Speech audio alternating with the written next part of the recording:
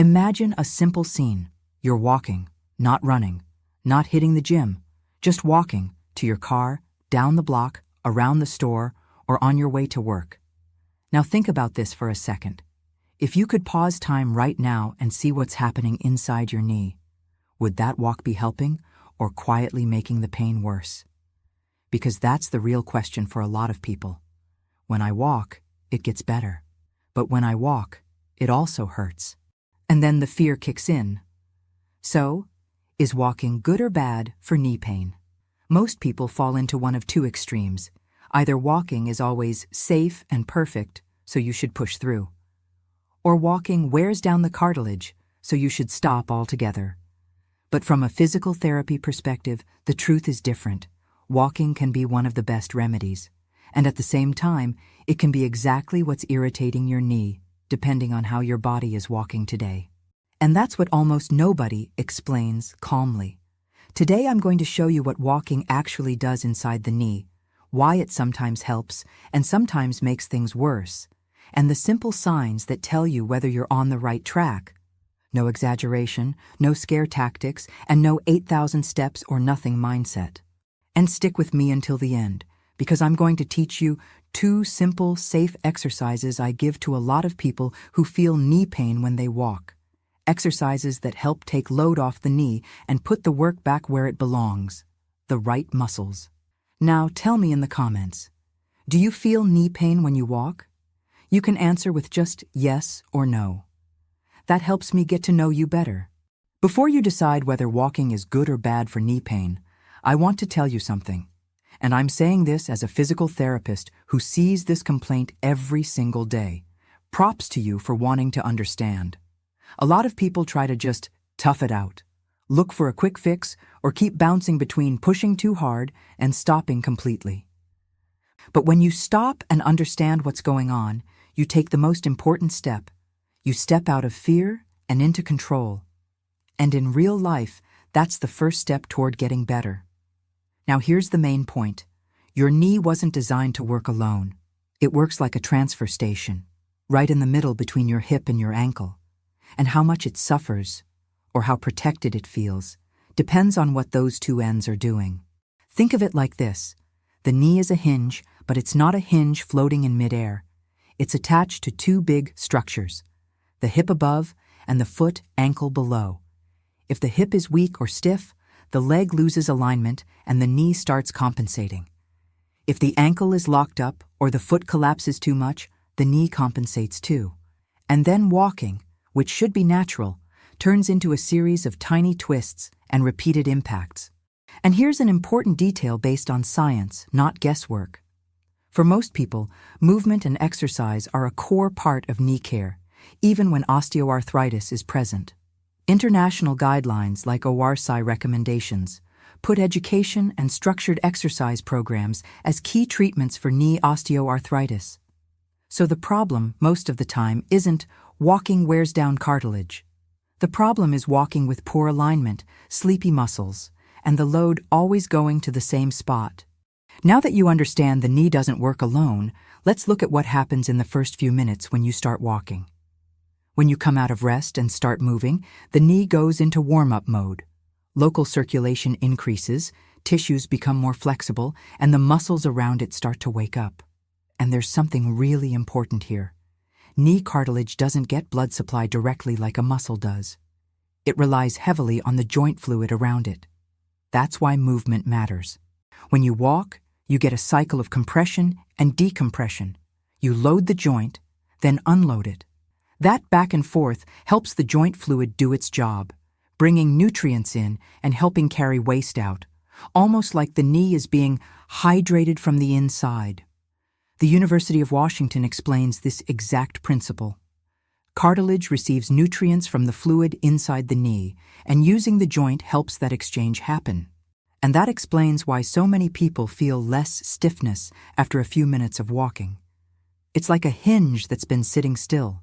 At first it feels rusty, and then it starts to move more smoothly. But there's another side to it. If you start walking cold with heavy steps, locking your knee, letting it cave inward, or without enough support strength, that same movement becomes irritation, because the load isn't being distributed well. And then walking, instead of lubricating, starts rubbing the same sensitive area over and over. I want you to leave here today with one thing crystal clear. Your body was built to work well while moving. And notice this. The difference between calming and irritating the knee usually shows up in the details. So, let's get straight to what matters. Walking is good for your knee when your knee feels calmer at the end than it did at the start. And it's bad when it feels more irritated, more swollen, or more sensitive in the hours afterward. In real life, it looks like this. A good sign is when, in the first 5 to 10 minutes, stiffness decreases, pain stays mild and stable, and you don't finish limping or guarding the knee. Most importantly, once you stop, the knee feels the same or better, and the next day it doesn't feel worse because of that walk. A bad sign is when pain ramps up as you walk. You start compensating with the rest of your body, and afterward the joint feels warmer, more pressured, throbbing, or swollen. And a classic sign. Over the next 24 hours you notice a clear flare-up, more stiffness when you stand up, more pain on stairs, or a knee that's more sensitive than before. So the simple rule is, if it's better up to 24 hours later, it's helping. If it's worse up to 24 hours later, it's irritating. But here's an important point. That can happen for lots of different reasons. It could be osteoarthritis, arthritis, joint swelling, effusion, tendon irritation, bursitis, or a combination. So use this rule as a day-to-day guide, not a diagnosis.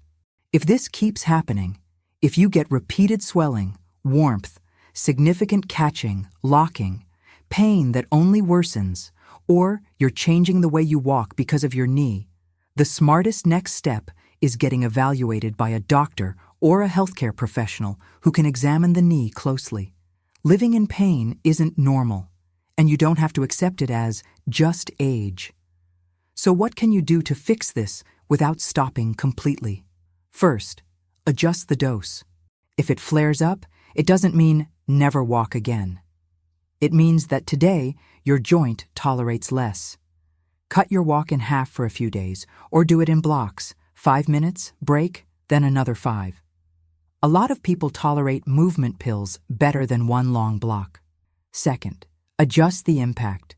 Shorten your stride and think quiet walking, no foot slamming into the ground. That alone reduces knee load for a lot of people. And third, before you walk, I want to teach you 2 quick things. One is to wake up the knee joint. The other is to activate the muscles that protect the knee while you walk. Because a lot of times the pain doesn't come from walking itself. It comes from walking with a cold knee and sleepy muscles. First, let's wake up the knee. Stand near a wall or the back of a chair just for safety, without leaning your weight into your hands. Keep one leg planted on the floor and let the other one relax. You're going to do a very gentle swing with that relaxed leg. Move your foot slightly back and then forward, like you're greasing the knee hinge. The motion is small and comfortable, no forcing it. Do this for about 30 to 45 seconds, then switch legs. The idea is simple. Reduce stiffness, increase circulation, and loosen the knee up before your first step. Now comes the activation part, and this is what really changes how you walk. Lean your back against a wall, place your feet a little in front of you, hip-width apart, and do a very short mini squat.